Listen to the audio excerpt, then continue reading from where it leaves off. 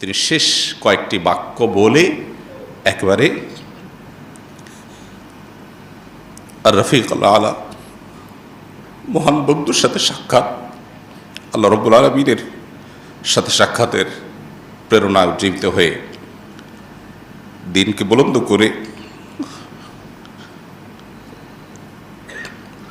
রবিউল আউয়াল মাসের 2 তারিখে, মতান্তরে 12 তারিখে, আরও বিভিন্ন মত আছে, সোমবারে তিনি দুনিয়া থেকে বিদায় হন।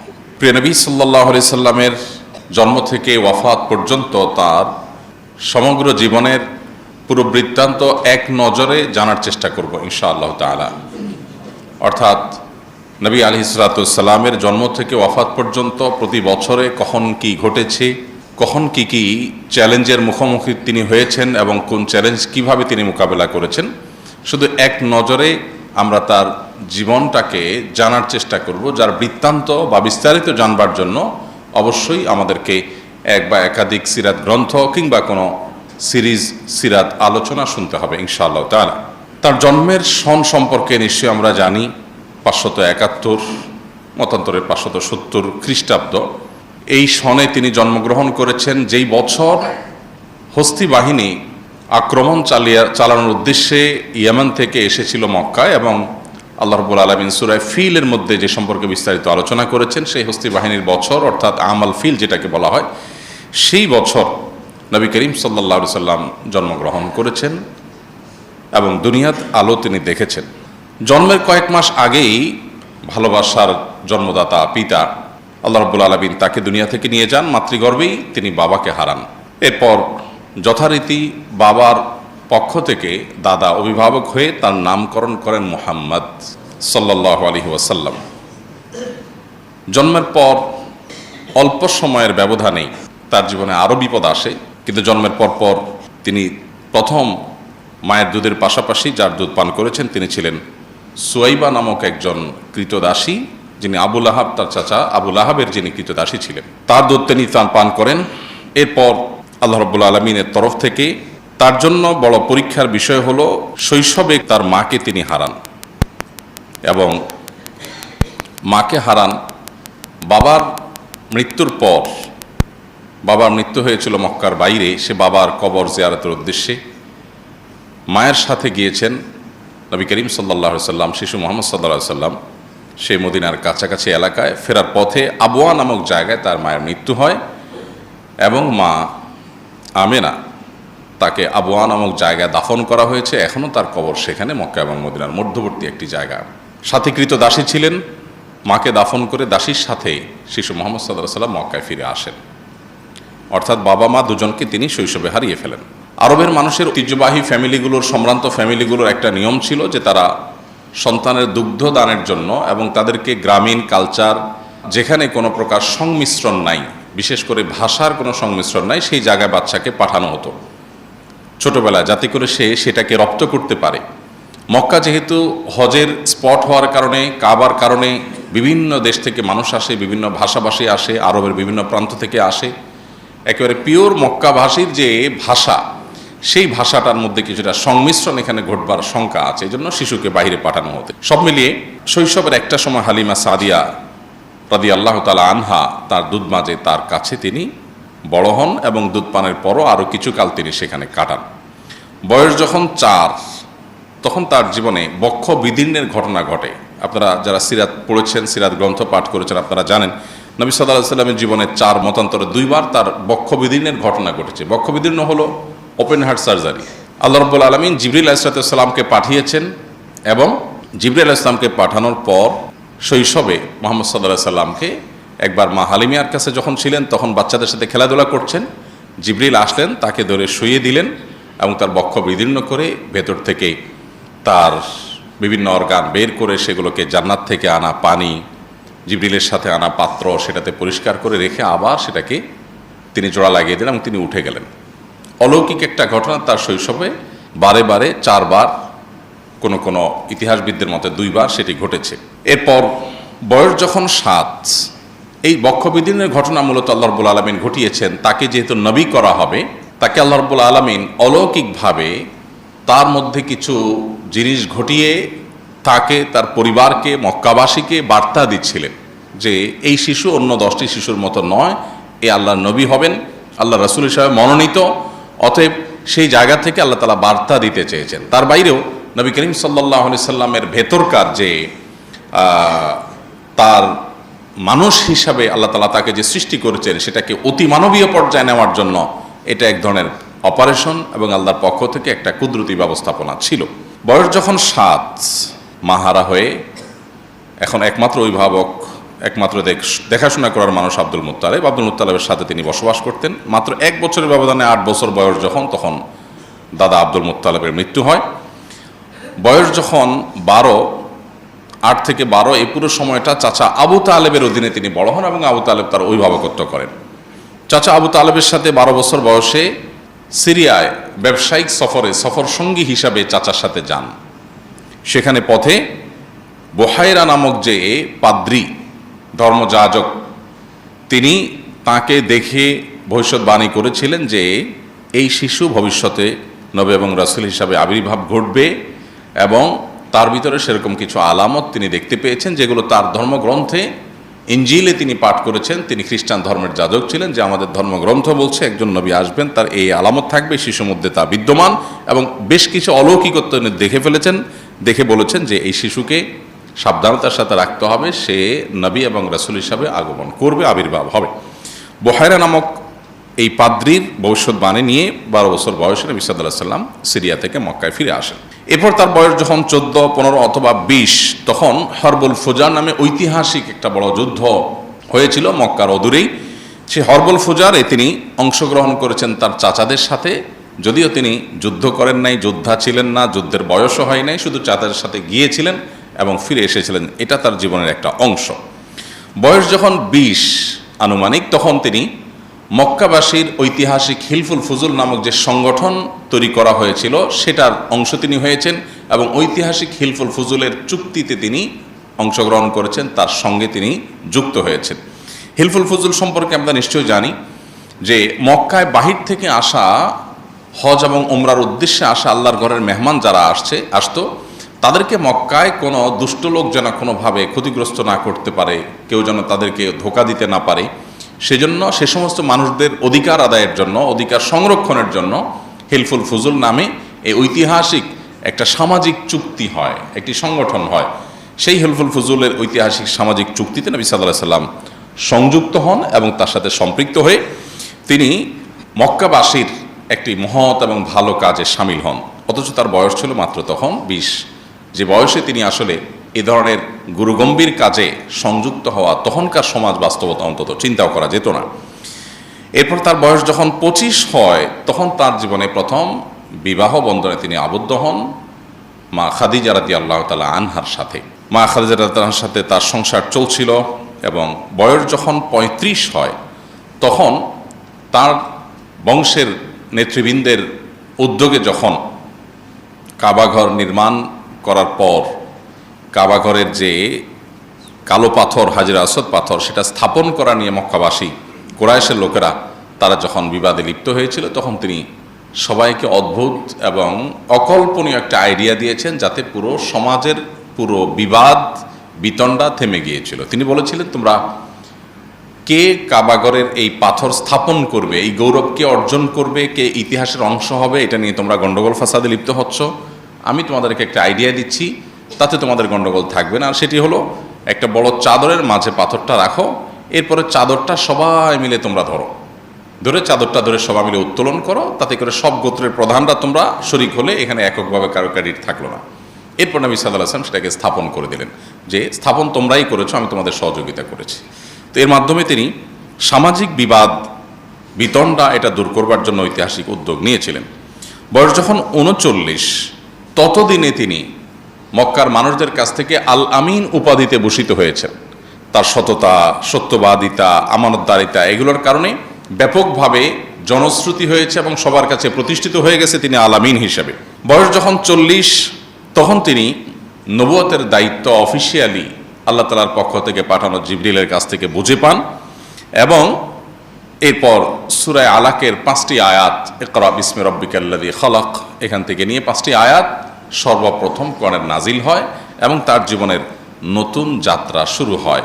নবুয়তের দায়িত্ব বুঝে পাওয়ার পর এখন তাবলীগুর রিসালা বা নবুয়তের দাওয়াত দেওয়া আল্লাহর পক্ষ থেকে এটা তার উপরে আবশ্যক হয়।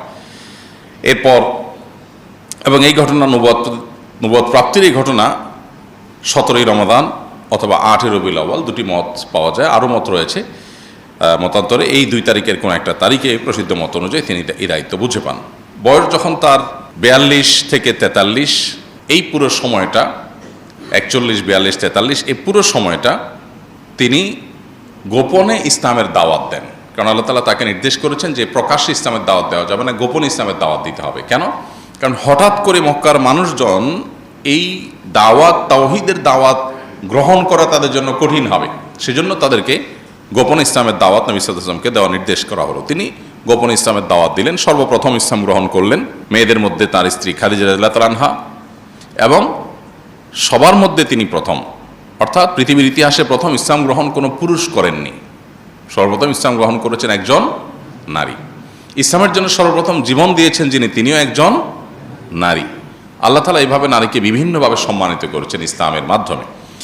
এরপর যুবকদের মধ্যে ইসলাম গ্রহণ করেছেন সবার আগে আলী রাদিয়াল্লাহু তাআলা আনহু, আর বয়স্কদের মধ্যে, সিনিয়রদের মধ্যে ইসলাম গ্রহণ করেছেন সবার আগে আবু বকর রাদিয়াল্লাহু তাআলা আনহু। এরপর 3 বছর যখন গোপনে ইসলামের দাওয়াত চলছিল, খুব সীমিত সংখ্যক, হাতে গোনা কয়েকজন মানুষ ইসলাম গ্রহণ করেছেন। তার 3 বছর পর, অর্থাৎ বয়স যখন তার 44, তখন থেকে আল্লাহর পক্ষ থেকে প্রকাশ্যে ইসলামের দাওয়াত দেওয়ার নির্দেশ আসলো। তখন তিনি প্রকাশ্যে ইসলামের দাওয়াত দেওয়া শুরু করলেন। তার প্রকাশ্যে ইসলামের দাওয়াত দেওয়ার প্রথম দিনে, প্রথম প্রহরেই তিনি শারীরিকভাবে আক্রমণের শিকার হন। আল্লাহ তাআলা কোরআনে কারিমে যখন আয়াত নাজিল করেছেন, ওয়াংজির আশিরাতাকাল আকরাবিন, আপনি আপনার নিকটাত্মীয় বংশের লোকদের সবাইকে সতর্ক করুন, তখন নবী করিম সাল্লাল্লাহু আলাইহি সাল্লাম সাফা পাহাড়ের চূড়ায় উঠে সবাইকে আহ্বান করেন, সবাইকে ডাকেন এবং বলেন যে আমি পাহাড়ের উপরে আছি, তোমরা নিচে আছো। সবাইকে আগে ডেকে সমবেত করেন যে সবাই একটু একসাথে হও, অত্যন্ত গুরুত্বপূর্ণ একটা ইনফরমেশন তোমাদের জন্য আছে। সবাই দৌড়ে আসলো তার ডাক শুনে, কারণ ইতিপূর্বে তিনি কখনো এইভাবে ডাকেননি। সবাই, গোত্র প্রধানরা, নেতৃবৃন্দরা সবাই আসছে সমাজে। তিনি সবাইকে বললেন, আমি যে পাহাড়ের চূড়ায় আছি, এখান থেকে আমি অনেক দূরে দেখতে পাচ্ছি, তোমরা নিচে আছো, তোমরা দেখতে পাচ্ছ না। এখন আমি যদি তোমাদেরকে বলি যে দূরে আমি যে দেখতে পাচ্ছি সেখানে শত্রু বাহিনী সশস্ত্র হয়ে তারা আসছে তোমাদের মক্কা আক্রমণ করবার জন্য, তোমরা কি আমাকে বিশ্বাস করবে? সবাই সমস্যারে বলল, হ্যাঁ, জীবনে তুমি মিথ্যা বলনি আমাদের কাছে কখনো, তোমাকে আল আমিন আমরাই উপাধি দিয়েছিলাম, এই পদক আমরাই দিয়েছিলাম সবাই মিলে, অতএব তুমি যদি বলো ডেফিনেটলি তুমি দেখেই বলবে তুমি তো মিথ্যা বলো না, সো আমরা বিশ্বাস করবো ডেফিনেটলি। তখন তিনি বললেন, তারপরে পদক্ষেপ কি হবে তোমাদের? সবাই বললেন, এরপরে পদক্ষেপ হবে আমরা এই শত্রুদের মোকাবেলার জন্য সবাই ঝাঁপিয়ে পড়ব। নবী করিম সাল্লাল্লাহু আলাইহি ওয়াসাল্লাম তখন তাদেরকে বললেন, আমি উপমাটা দিয়েছি একটা কথা বোঝাবার জন্য, সেটা হলো আল্লাহ তাআলা আমাকে জান্নাত জাহান্নাম পর্যন্ত দেখবার সুযোগ করে দিয়েছেন। ওহির মাধ্যমে আমার কাছে আল্লাহ তাআলা স্পষ্ট করে দিয়েছেন, উপস্থাপন করে দিয়েছেন জান্নাত জাহান্নাম আখিরাতের সব স্তরগুলো আমি দেখতে পাচ্ছি। আমি যেটা প্রত্যক্ষ করছি, আমি যেটা জানছি ওহির মাধ্যমে, সে বিষয়ে আমি তোমাদেরকে সতর্ক করছি, তোমরা সে জাহান্নাম থেকে বাঁচার জন্য প্রস্তুতি গ্রহণ করো। এই যে তার অভিনব বুদ্ধিদীপ্ত হিকমাপূর্ণ দাওয়া, এটা তার প্রকাশ্যে দাওয়াতের সূচনা। এর সাথে সাথে আবু লাহাব তাকে লক্ষ্য করে বলল, তাব্বান লাকা সাইরাল ইয়াউম আলিহাযা জামাআতানা, তোমার সারাটা দিন ধ্বংস হোক, তুমি কি এই কথা বলার জন্য আমাদেরকে একসাথ করছো? আমরা তো মনে করছি কোনো ডাকাত পড়েছে, বিপদ হয়েছে। এবং আবু লাহাব যে তাব্বান লাকা সাইরাল ইয়াউম বলেছেন, আরবিতে কেউ কাউকে তাব্বুন বলা এটা খুব জঘন্য কথা হিসাবে ধরা হয়, খুব বড় ধরনের আপনার শব্দ বোমা হিসাবে ধরা হয়। তাব্বান লাক, তুমি ধ্বংস হও, এরকম বদদোয়া। তো নবীজিকে যখন সে বলেছে তাব্বান লাক সাইরাল ইয়াউম, তোমার সারাদিন ধ্বংস হোক, এটা নবীজির জন্য অপমানকর ছিল। আল্লাহ রাব্বুল আলামিন তার জবাবে সূরা তাব্বাত ইয়াদা নাজিল করে সেখানে আল্লাহ তাআলা বলেছেন, তাব্বাত ইয়াদা আবি লাহাবি ওয়া তাব, যে আবু লাহাব 2 হাত তুলে আমার নবীকে তাব্বান লাক বলছে, মোহাম্মদ তোমার সারাদিন ধ্বংস হোক এই কথা বলছে, ওর 2 হাত ধ্বংস হবে, সে নিজে ধ্বংস হবে, এবং তার স্ত্রী যে তার এই অপকর্মের সহযাত্রী এবং সহযোগী, সেও ধ্বংস হবে। সূরা তাব্বাত ইয়াদার মাধ্যমে কিয়ামত পর্যন্ত মিলিয়ন মিলিয়ন মুসলমানরা, কোটি কোটি মুসলমানরা আবু লাহাবের নবীকে ওই কষ্ট দেওয়ার একটি বাক্যের জবাব দিয়ে যাবে। এটা হলো নবী সাল্লাল্লাহু আলাইহি ওয়াসাল্লামের মর্যাদা আল্লাহর কাছে, যে কোরআন অংশ আল্লাহ তাআলা আল্লাহকে গালি দেওয়ার বহু ঘটনা আছে, যে বহু মানুষ আল্লাহকে গালি দিয়েছে, কিন্তু তাদের প্রতিকারে বা তাদের শাস্তি স্বরূপ এরকম কোনো ব্যবস্থা আপনি কোরআনে পাবেন না। কিন্তু নবী সাল্লাল্লাহু আলাইহি ওয়াসাল্লামকে গালি দিয়েছে, এটা আল্লাহ তাআলা সহ্য করেন না। খোদ আল্লাহকে গালি দিয়েছেন, আল্লাহ সেগুলো কিয়ামতে হয়তো শাস্তি দিবেন, দুনিয়াতে অনেককে হয়তো আল্লাহ ছাড় দিয়েছেন, কিন্তু নবী সাল্লাল্লাহু আলাইহি ওয়াসাল্লামকে কেউ গালি দিয়েছে, চূড়ান্ত পরিণতি তাকে বরণ করেই তারপর দুনিয়া থেকে যেতে হয়েছে। যাই হোক, তো নবী করিম সাল্লাল্লাহু আলাইহি ওয়াসাল্লাম ৪৪ বছর বয়সে যখন প্রকাশ ইসলামের দাওয়াত শুরু করেছেন, তার পরপরই ৪৫ বছর বয়স যখন তার নবুয়তের ৫ম বছর যেটি, সে বছর জাফর রাদিয়াল্লাহু তাআলা আনহু ইসলাম গ্রহণ করেছেন। এবং তখন মক্কার প্রকাশ্যে ইসলাম প্রচারের পর থেকে বিশেষ করে নির্যাতনের মাত্রা বেড়ে গেল, এবং যারা ইসলাম গ্রহণ করেছে দুর্বল বেলাল রাদিয়াল্লাহু তাআলা সহ সাহাবীদের প্রতি নির্মম নির্যাতন শুরু হয়ে গেল। যখন নির্যাতন শুরু হয়েছে, দুর্বল মুসলমানরা তারা আসলে মক্কায় টিকাটা কঠিন হয়ে যাচ্ছিল, তখন আল্লাহর নির্দেশে প্রথম হিজরত বা দেশ ত্যাগের নির্দেশ আসে, যেটাকে হিজরতে হাবশা বলা হয়। এখন বর্তমানে আধুনিক বিশ্বের ইথিওপিয়ার রাজধানী আদ্দিস আবাবা থেকে কয়েকশো কিলোমিটার দূরে টিগ্রে নামক একটা অঞ্চল আছে, বিভাগ আছে তাদের। সে টিগ্রে এলাকায় হাবসি ভিলেজ এখনও আছে, এবং সেখানকার যেই ব্যক্তি তাদেরকে ওয়েলকাম করেছেন, সেখানকার যে শাসক ছিলেন নাজাশি যাকে বলা হয়, সে নাজাশি বাদশাহ, তিনি ইসলাম গ্রহণ করেছেন নবীজিকে না দেখেই, তার বর্ণনা শুনেই, এবং নবী সাল্লাল্লাহু আলাইহি ওয়াসাল্লাম তার মৃত্যুর সংবাদ শুনে দূরদেশ আরব থেকে তিনি তার জানাজার সালাত, গায়েবানা জানাজার সালাত আদায় করেছিলেন। এই পুরো ঘটনা অর্থাৎ হিজরতে হাবশার ঘটনা, এটি নবী সাল্লাল্লাহু আলাইহি ওয়াসাল্লামের নবুয়তের ৫ম বছর বা তার বয়স যখন ৪৫ সে বছর ঘটে। এবং সে বছর দুইবার হিজরতের ঘটনা ঘটে। প্রথমবার হিজরতে কয়েকজন নারী পুরুষ, ১১ জন পুরুষ এবং ৫ জন নারী ছিলেন। আর দ্বিতীয় দফা হিজরতে ৮৬ জন পুরুষ এবং ১৬ জন নারী ছিলেন, এবং এদের নেতৃত্বে ছিলেন প্রথম দফাতেই জাফর রাদিয়াল্লাহু তাআলা আনহু। এবং একই বছর নির্যাতনের স্টিম রোলারে সুমাইয়া রাদিয়াল্লাহু তাআলা আনহা, একজন নারী, তিনি শাহাদাত বরণ করেন, এবং তাকে নির্মমভাবে, অত্যন্ত নৃশংসভাবে লজ্জাস্থানে বর্ষার আঘাত দিয়ে তাকে হত্যা করা হয়, তাকে খুন করা হয়, তিনি শাহাদাত বরণ করেন। ইসলামের ইতিহাসে প্রথম শহীদ যিনি জীবন দিয়েছেন তিনি সুমাইয়া রাদিয়াল্লাহু তাআলা আনহা। এরপর তার বয়স যখন ৪৬ এবং নবুয়তের ৬ষ্ঠ বছর, সেই বছর হামজা এবং ওমর রাদিয়াল্লাহু তাআলা আনহুমা দুজনে ইসলাম গ্রহণ করেন। এবং সর্বপ্রথম ওমর রাদিয়াল্লাহু ইসলাম গ্রহণ করার পরে তিনি বললেন, আমরা যখন সত্য দ্বীনের অনুসারী, তাহলে আমরা গোপনে কেন নামাজ পড়ব, আমরা হারামে প্রকাশ্যে নামাজ পড়ব। তখন মসজিদুল হারামে প্রকাশ্যে তার নেতৃত্বে নামাজ পড়া শুরু হয়। বয়স যখন তার ৪৭ এবং নবুয়তের ৭ম বছর, তখন তার উপর এবং মুসলমানদের উপর নেমে আসে নির্যাতনের সবচেয়ে বড় স্টিম রোলার, যেটাকে অবরোধের সময় বলা হয়। সে আবি তালেব একটা জায়গায় নবী সাল্লাল্লাহু আলাইহি ওয়াসাল্লাম, তার প্রতি তার অনুসারী এবং তাকে যারা সহযোগিতা করেছে কুরাইশ বংশের, তাদেরকে একঘরে করে রাখার জন্য মক্কার মুশরিকরা সিদ্ধান্ত নিল, এবং ৩ বছর টানা তাদের সাথে সকল প্রকার কথাবার্তা, যোগাযোগ, লেনদেন, কেনাবেচা সব বন্ধ করে দিল, যেটা সেই যুগের, সেই পৃথিবীতে সেই অবরোধের মধ্যে কোনো মানুষের বেঁচে থাকাও সম্ভব না যদি সমাজের মানুষ অবরোধ করে। সেরকম একটা পরিস্থিতিতে অত্যন্ত করুণ পরিস্থিতি হয়েছিল, এবং মানুষ না খেয়ে সাহাবীরা কঙ্কালসার হয়ে যাচ্ছিল, মৃত্যুর মুখোমুখি হয়ে যাচ্ছিল, এবং খুব ভয়াবহ সময় পার করেছিল ৩টি বছর। এবং একটা পর্যায়ে তার বয়স যখন ৪৮ এবং নবুয়তের ৮ম বছর, তখন আল্লাহ তাআলা তার মাধ্যমে একটা অলৌকিক মুআজিজা ঘটান, যেটাকে শাক্কুল কামার বা চন্দ্র দ্বিখণ্ডিত হওয়ার ঘটনা বলে। মক্কার মানুষজন, শত শত হাজারো মানুষ যারা দেখেছে যে নবী সাল্লাল্লাহু আলাইহি ওয়াসাল্লাম হাতের আঙ্গুল ইশারা যখন করেছেন আল্লাহর নির্দেশে, চাঁদ দুপাশে আলাদা হয়েছে, আবার সেটা সম্মিলিত হয়েছে। কোরআনে যেটাকে আল্লাহ তাআলা বলেছেন ওয়ানশাক্কাল কামার, চন্দ্র বিদীর্ণ হয়েছে, অতএব কিয়ামত নিকটবর্তী। তো সেই ঘটনাটি ঘটেছে নবী সাল্লাল্লাহু আলাইহি ওয়াসাল্লামের নবুয়তের এই পর্যায়ে আনুমানিক। এবং তার বয়স যখন ৫০, নবুয়তের ১০ম বছর, তখন বয়কট শেষ হয়, যে বয়কট ৩ বছর ধরে চলেছিল। এবং একই বছর তার জীবনের সবচেয়ে বড় দুই সহযোগী, ভরসাস্থল, একজন বাহিরে থাকা আবু তালেব চাচা আর ভেতরে থাকা খাদিজা রাদিয়াল্লাহু আনহা, দুজনেই একই বছর মারা যান। তার জীবনের এই বছরটাকে বলা হয় আমাল হুজন বা বিপদের বছর, কারণ সবচাইতে আপন দুজন মানুষ একসাথে চলে যান। এবং এই যে আল্লাহ তাআলা তার নবীকে পরীক্ষা করেছেন, এটা আল্লাহ তাআলার হেকমাপূর্ণ সিদ্ধান্ত যে তার নবীকে তিনি স্ট্রং করবেন, মজবুত করবেন বড় কোনো কাজের জন্য, একের পর এক বাধা, পরীক্ষা, চ্যালেঞ্জ তাকে পার করে সামনে যেতে হয়েছে। এরপর একই বছরে তিনি সাউদা রাদিয়াল্লাহু তাআলা আনহা এবং আয়েশা রাদিয়াল্লাহু তাআলার সাথে তার আকদ সম্পন্ন হয়। আয়েশা রাদিয়াল্লাহু তাআলার সাথে সংসার জীবন শুরু করেন আরও অনেক পরে, কিন্তু শুধু আকদটা সম্পন্ন হয় তখন, আর সাউদা রাদিয়াল্লাহু তাআলার সাথে তখন আকদ এবং সংসার একসাথে শুরু হয়।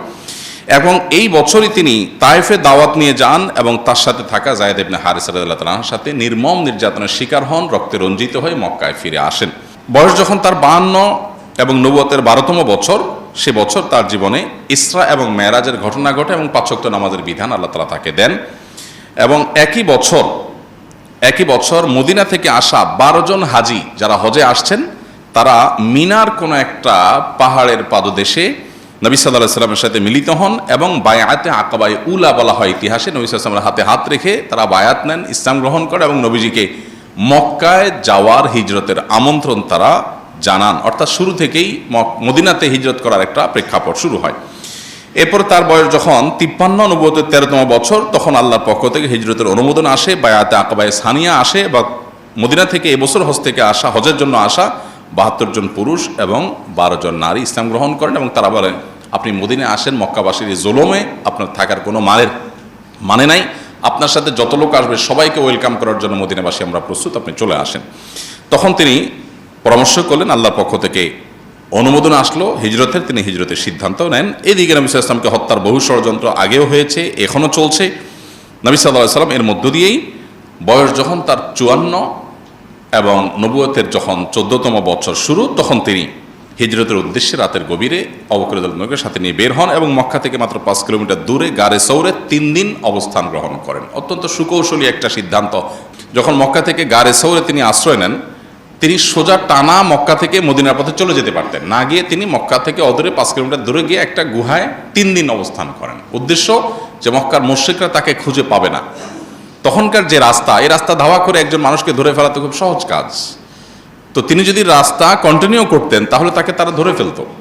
আল্লাহ নির্দেশে, আল্লাহর ইশারায় তিনি গুহায় আশ্রয় নিলেন 3 দিন ধরে যখন তাকে কোথাও খুঁজে পায়নি মক্কার মুশরিকরা, তখন তারা আশা ছেড়ে দিয়েছে তাহলে আমাদের হাতের নাগালে বাইরে চলে গেছে, অথচ তিনি খুব কাছেই ছিলেন। তখন গারে সৌরে 3 দিন অবস্থান করার পর তিনি যখন একটা পর্যায়ে 1 থেকে 12ই রবিউল আউয়াল পর্যন্ত টানা বিভিন্নভাবে সফর করার পর মদিনায় গিয়ে পৌঁছালেন, তখন মদিনাবাসী কুবা নামক জায়গা, যেখানে আমরা হজে গেলে দেখে থাকি কুবাতে একটা মসজিদ আছে, এইখানে মদিনার এন্ট্রেন্স পয়েন্ট ছিল, তখন প্রবেশ দ্বার ছিল মদিনার, তখনকার যে রুট ছিল সেই রুটে এই জায়গায় শত শত মানুষ, যুবক, বৃদ্ধ, বিভিন্ন বয়সের শিশু সবাই একত্র হয়ে নবী সাল্লাল্লাহু আলাইহি ওয়াসাল্লামকে ওয়েলকাম করেন এবং তলা আল বদরু আলাইনা ওয়াক্তাবাত মিনহাল বুদুরু, এই যে ঐতিহাসিক যে তাদের কবিতার মাধ্যমে নবী সাল্লাল্লাহু আলাইহি ওয়াসাল্লামকে ওয়েলকাম করানো, সেটা তারা করেছে। এরপর তিনি মসজিদে মদিনায় ঢোকার পর তার বয়স যখন 54, নবুয়তের 14তম বছর এবং হিজরতের প্রথম বছর, এই বছরে তিনি মদিনায় ঢুকে প্রথম মসজিদে কুবা নির্মাণ করলেন। এরপরে পাশে আরেকটা মসজিদ তৈরি করলেন, এটা মসজিদে জুমা, এবং একই বছর মসজিদে নববী তৈরি করলেন এবং ঐতিহাসিক মদিনা সনদ ইয়াহুদীদের সাথে এই বছরই তিনি সম্পাদন করেন। আজান একামতের বিধিবিধান এই বছরই শুরু হয় এবং এই বছরই সালমান ফারসি রাদিয়াল্লাহু তাআলা ইসলাম গ্রহণ করেন। অনেকগুলো ঘটনাবহুল বছর ছিল এটি। তার বয়স যখন 55 এবং হিজরতের 2য় বছর, এই বছরে কেবলা পরিবর্তনের বিধান আসলো। তিনি যখন মক্কা থেকে মদিনা আসছেন, তখন তিনি মদিনা থেকে তিনি বাইতুল মাকদিসের দিকে নামাজ পড়তেন। তারপর আল্লাহ নির্দেশ করলেন যে আপনি কাবার দিকে ফিরে নামাজ পড়ুন। আপনারা মদিনা যারা যান, 2 কেবলার মসজিদ সম্পর্কে জানেন, সেখানে আল্লাহর বিধান আসার সাথে সাথে সাহাবীরা নামাজের মধ্যেই কেবলা পরিবর্তন করে, এই জন্য এটাকে 2 কেবলার মসজিদ বলা হয়। যে একই নামাজে 2টা কেবলা তারা মেনটেন করেছেন। প্রথমে কিছু নামাজ পড়েছেন বাইতুল মুকাদ্দাসের দিকে, এরপরে যখন নামাজরত অবস্থায় কেউ একজন এসে সংবাদ দিল যে মুহাম্মদ সাল্লাল্লাহু আলাইহি ওয়াসাল্লাম এর প্রতি আল্লাহ তাআলা নতুন বিধান জারি করেছেন, মক্কার দিকে কাবার দিকে ফিরে নামাজ পড়তে হবে, তখন তারা নামাজের মধ্যেই চেঞ্জ হয়ে যান। এই জন্য এটাকে 2 কেবলার মসজিদ বলা হয়। আমরা যারা মদিনা যাই তারা অনেকে সেটা দেখার জন্য যাই। তো এই ঘটনা ঘটে শাবান মাসে নবী সাল্লাল্লাহু আলাইহি ওয়াসাল্লামের হিজরতের 2য় বছর এবং তার বয়স যখন 55, নবুয়তের বয়স যখন 15। এরপর একই বছর 17 রমাদান ইসলামের ইতিহাসের প্রথম বড় সম্মুখ সমর বদর যুদ্ধ সংগঠিত হয়েছে এবং প্রথম বড় বিশাল বিজয়, অলৌকিকভাবে 313 জন মানুষ অনেকটা অস্ত্রশস্ত্র ছাড়াই পুরো বিশাল বড় শক্তি পরাশক্তির বিরুদ্ধে আল্লাহ তাআলা তাদেরকে অলৌকিক বিজয় দিয়েছে। এটা হলো মুসলমানদের অগ্রযাত্রার জন্য অনেক বড় একটা প্রেরণা ছিল আল্লাহর তরফ থেকে। এই বছরই অর্থাৎ 2য় হিজরিতেই রমজানের রোজা ফরজ করা হয়েছে এবং এই বছরই সর্বপ্রথম ঈদুল ফিতর আদায় করেছেন, ঈদুল আজহা আদায় করেছেন মুসলমানরা। এবং এই বছরই অনেকগুলো বিধিবিধান নাজিল হয়েছে, যেমন কোরবানির বিধান নাজিল হয়েছে, তারপরে ফিতরার বিধান নাজিল হয়েছে, জাকাতের বিধান নাজিল হয়েছে। এবং এবছরই ফাতিমা রাদিয়াল্লাহু তাআলা আনহার সাথে আলী রাদিয়াল্লাহু তাআলা আনহুর বিবাহ সম্পাদন হয়। নবুয়তের বয়স যখন 56, নবী সাল্লাল্লাহু আলাইহি ওয়াসাল্লামের বয়স যখন 56, নবুয়তের বয়স যখন 16 এবং হিজরতের 3য় বর্ষ যখন, সে বছর নবী সাল্লাল্লাহু আলাইহি ওয়াসাল্লামের সামনে আসে উহুদের যুদ্ধ। 7ই শাওয়াল উহুদের যুদ্ধ সংগঠিত হয়। সেখানে 70 জন সাহাবী শাহাদাত বরণ করেন। হানজালা রাদিয়াল্লাহু তাআলা আনহু, হামজা রাদিয়াল্লাহু তাআলা আনহু, প্রসিদ্ধ সাহাবীদেরকে নবী সাল্লাল্লাহু আলাইহি ওয়াসাল্লাম হারান এবং স্বয়ং নবী সাল্লাল্লাহু আলাইহি ওয়াসাল্লামের দাঁত ভেঙে তিনি রক্তাক্ত হন এবং তার কয়েক জায়গায় ইনজুরি হয়। তিনি মারা গেছেন মর্মে কাফেররা প্রপাগান্ডা ছড়িয়েছিল, আল্লাহ তাআলা তাকে হেফাজত করেছেন। এবং নবী সাল্লাল্লাহু আলাইহি ওয়াসাল্লামের একটা কথা থেকে সামান্য একটু সরে যাওয়ার কারণে কঠিন পরিণতির মুখোমুখি তখন সাহাবীদেরকে হতে হয়েছে, যেটা আমাদের জন্য বিরাট শিক্ষা, যে তার কথার বাইরে গেলে আমাদের জন্য অকল্যাণ নিশ্চিত আছে। একই বছর অনেকগুলো বিধিবিধান নাজিল হয়েছে। এর ভিতরে মেয়েদেরকে পর্দার বিধান এই বছর নাজিল হয়েছে। তার আগ পর্যন্ত মেয়েরা ছেলেদের সাথে পর্দা করার বিধান ছিল না। এই বছর সর্বপ্রথম পর্দার বিধান নাজিল হয় এবং এই বছরই সুদ এবং মদ এই দুটিকে হারাম ঘোষণা করা হয়। মদের বিধান যখন হারাম ঘোষণা করা হয়, চিন্তা করার বিষয় যে সাহাবীরা বা যে মক্কার মদিনার মানুষেরা, মদ হালাল ছিল, নিষিদ্ধ ছিল না, সবাই পান করত, দিলেন, হারাম করলেন। মদের যে ভাঁড়গুলো ছিল এগুলো সব রাস্তায় ছুঁড়ে ছুঁড়ে সাহাবীরা ফেলছিলেন এবং মদের স্রোত রীতিমতো বহমান হয়েছিল। এই পরিস্থিতিতে সাহাবা একরামের আনুগত্যের একটা দারুণ দৃষ্টান্ত স্থাপিত হয়। এটা ছিল 3য় হিজরির ঘটনা। এরপরে 4র্থ হিজরিতে তার বয়স যখন 57, নবুয়তের বয়স যখন 17, সেই বছর বড় যে ঘটনা ঘটে সেটা হলো ইয়াহুদিরা যাদের সাথে মদিনা সনদের চুক্তি হয়েছে যে এই রাষ্ট্রকে আমরা সবাই মিলে সেভ করব, আমরা উভয় মিলেমিশে বসবাস করব, এই ভূমিতে তুমি তোমার ধর্ম পালন করবে, আমি আমার ধর্ম পালন করব, তখন তারা বিশ্বাসঘাতকতা করে এবং বনু নাজিরের বিশ্বাসঘাতকতার কারণে তাদেরকে মদিনা থেকে বের করে দেওয়া হয়, বিশ্বাস ভঙ্গের কারণে, চুক্তি ভঙ্গের কারণে। এবং একই বছরে গজওয়াত যাতুর রিকা যেটি, সেটাই সংগঠিত হয় এবং একই বছরে আরও অনেকগুলো ঘটনা ঘটে।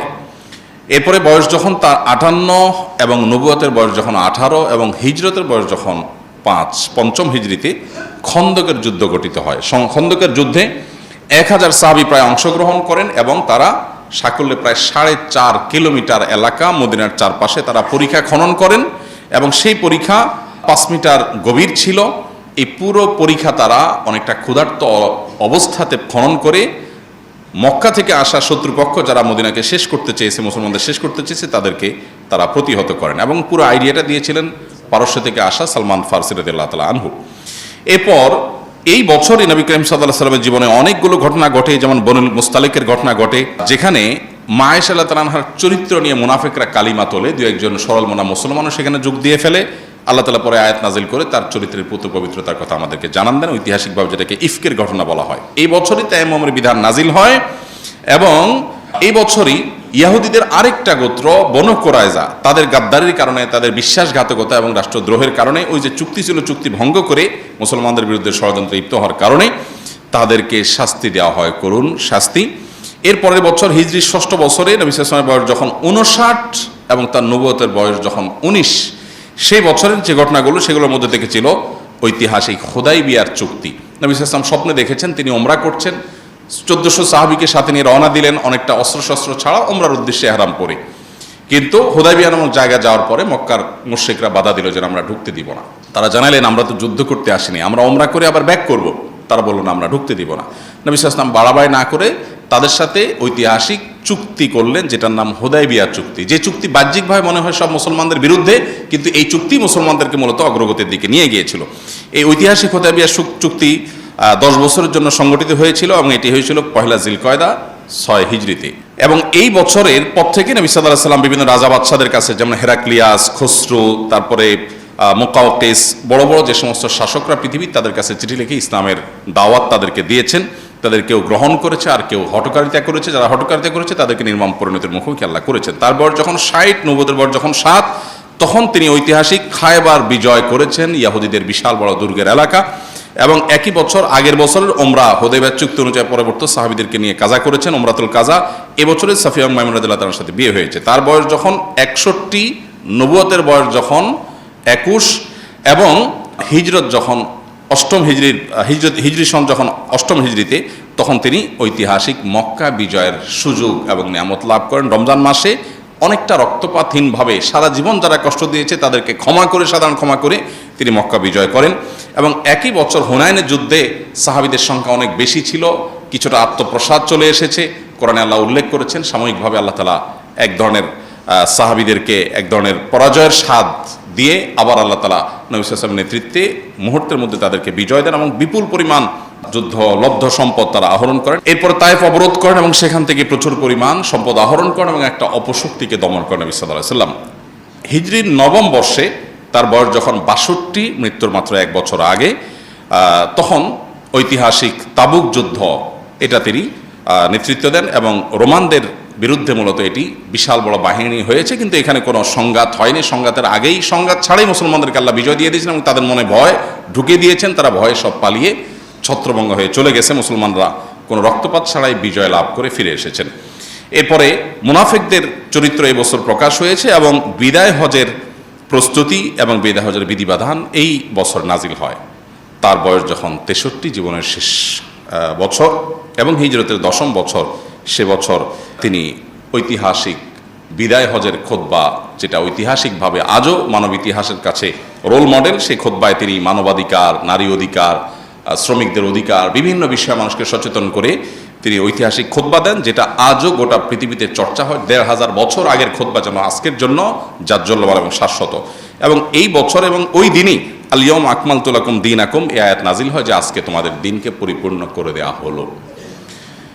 এবং এরপর নবী সাল্লাল্লাহু আলাইহি ওয়াসাল্লাম এই হজের পরেই যখন মদিনায় আসেন, পর থেকে তিনি অসুস্থ হয়ে গেলেন, মদিনায় গিয়ে পরিপূর্ণ অসুস্থ হলেন। এই অসুস্থতাই আস্তে আস্তে তাকে মৃত্যুর দিকে নিয়ে গেল এবং এরপর তিনি আর সুস্থ হলেন না। আস্তে আস্তে আস্তে ধীরে ধীরে তিনি দুর্বল হতে থাকলেন। একটা পর্যায়ে যখন জীবনের শেষ মুহূর্ত, তিনি বারবার আয়েশা রাদিয়াল্লাহু তাআলার কক্ষে ছিলেন এবং বারবার সেন্সলেস হয়ে যাচ্ছিলেন। যখন তার সেন্সলেস হয়ে যাচ্ছিলেন, তাকে উজু করানো হলো, মুখে পানি দেওয়া হলো, ঠান্ডা পানি দেওয়া হলে তিনি একটু হুঁশ আসে নামাজ পড়ার জন্য, কিন্তু আবার বেহুশ হয়ে যান, আবার হুঁশ আসে বহুত কষ্টে, আবার বেহুশ হয়ে যান। এভাবে কয়েক দফা হয়েছে। একটা পর্যায়ে তিনি কোনো রকম নামাজ পড়তে পারলেন। তারপরে তার জীবনের একেবারে শেষ অন্তিম মুহূর্ত তখন তিনি তার আম্মা জান আয়েশা তার কক্ষে ছিলেন, দেখতে পেলেন যে আম্মা জান আয়েশার একজন ভাই প্রবেশ করেছে কক্ষে, তার হাতে মেসওয়াক। তিনি ইশারা দিলেন, তখন জবান বন্ধ হয়ে গেছে। ইশারা দিলেন যে এই মেসওয়াকটা আমাকে দেওয়া যাবে কিনা। মেসওয়াকটা দেওয়া হলো। তখন খাজা আয়েশা রাদিয়াল্লাহু তাআলা আনহা মেসওয়াকটা চাবিয়ে দিলেন, কারণ নবী সাল্লাল্লাহু আলাইহি ওয়াসাল্লামের তখন তার দিয়ে চাবানোর শক্তি ছিল না। নবী সাল্লাল্লাহু আলাইহি ওয়াসাল্লাম তখন মেসওয়াক করলেন।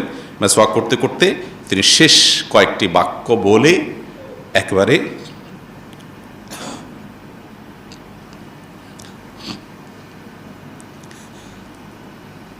আর রফিক আলা মহান বন্ধুর সাথে সাক্ষাৎ, আল্লাহ রাব্বুল আলামিনের সাথে সাক্ষাতের প্রেরণায় উজ্জীবিত হয়ে দিনকে বুলন্দ করে রবিউল আউয়াল মাসের 2 তারিখে, মতান্তরে 12 তারিখে, আরও বিভিন্ন মত আছে, সোমবারে তিনি দুনিয়া থেকে বিদায় হন সাল্লাল্লাহু আলাইহি ওয়াসাল্লাম। আল্লাহ তাআলা আমাদেরকে তার জীবন বৃত্তান্ত থেকে শিক্ষা গ্রহণ করার তৌফিক দান করুন। আমাদেরকে তার জীবন দর্শনকে পরিপূর্ণভাবে অনুসরণ করার তৌফিক দান করুন। তার জীবনে আমাদের জন্য যে অনুপম আদর্শ রয়েছে, বারবার কোরআনে আমাদেরকে সাবধান করা হয়েছে, আমাদের মুক্তির একমাত্র পথ তার অনুসরণ, অনুকরণ, এছাড়া কোনো পথ আমাদের সামনে খোলা নেই। অতএব মুসলমান হিসাবে নবী সাল্লাল্লাহু আলাইহি ওয়াসাল্লামের সম্পূর্ণ আদর্শকে, তার জীবনকে আমরা অনুসরণ, অনুকরণ করার চেষ্টা করব। সেটাই হবে প্রকৃত সার্থকতা আমাদের। আল্লাহ তাআলা আমাদের সবার প্রতি সেই তৌফিক আল্লাহ তাআলা আমাদের সবাইকে দান করুন। এবং তিনি যে কষ্ট করেছেন, পরিশ্রম করেছেন, সারা জীবন যে ত্যাগ তিতিক্ষা করেছেন এই উম্মতের জন্য, আল্লাহ তাআলা আমাদের সবার তরফ থেকে তাকে সর্বোত্তম বিনিময় দান করুন।